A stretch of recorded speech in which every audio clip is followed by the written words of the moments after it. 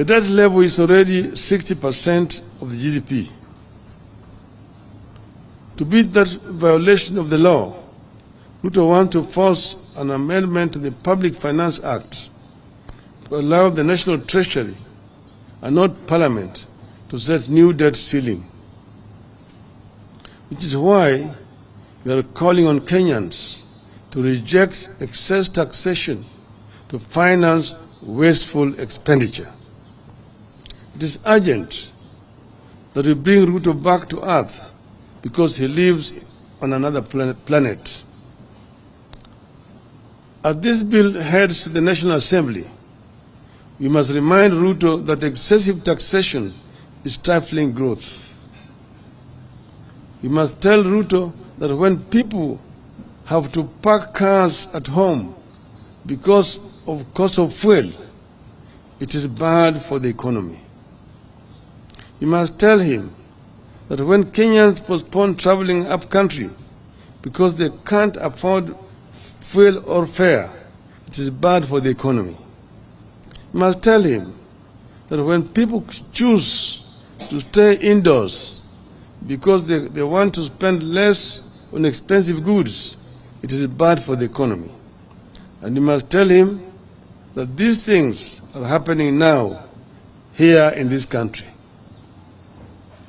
Rather than burden Kenyans, we want Ruto to undertake the following. 1.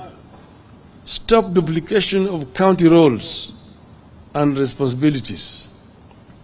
In the proposed bill, budget for health is growing by 35 billion shillings at the national level, yet health is a devolved function. 2. Adopt a zero-based budgeting. Don't take the previous budget as the baseline. Every budget must start at ground zero, where everything has to be justified. 3. Don't grow the size of the budget. Cut it down and live within your means. 4. Instead of imposing new taxes, see the loopholes that lead to the loss of revenue. 5. Stop non-essential government expenditures, including the appointment of the chief administrative secretaries. 6. Reduce the size of government. 7. Cut non-essential domestic and international travel. 8. Freeze ministerial out-of-station allowances, ministerial house allowances, and domestic allowances for cabinet and principal secretaries. 9. Stop corruption and theft of public funds. 10.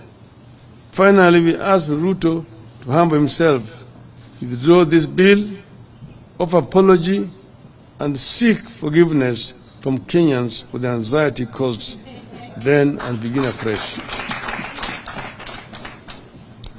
The one point I wanted to mention, that the budget for the parliament is 41 billion shillings.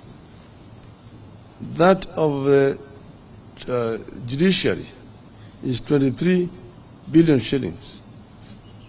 But the budget for housing, which is talking about as his flagship project, is 29 billion.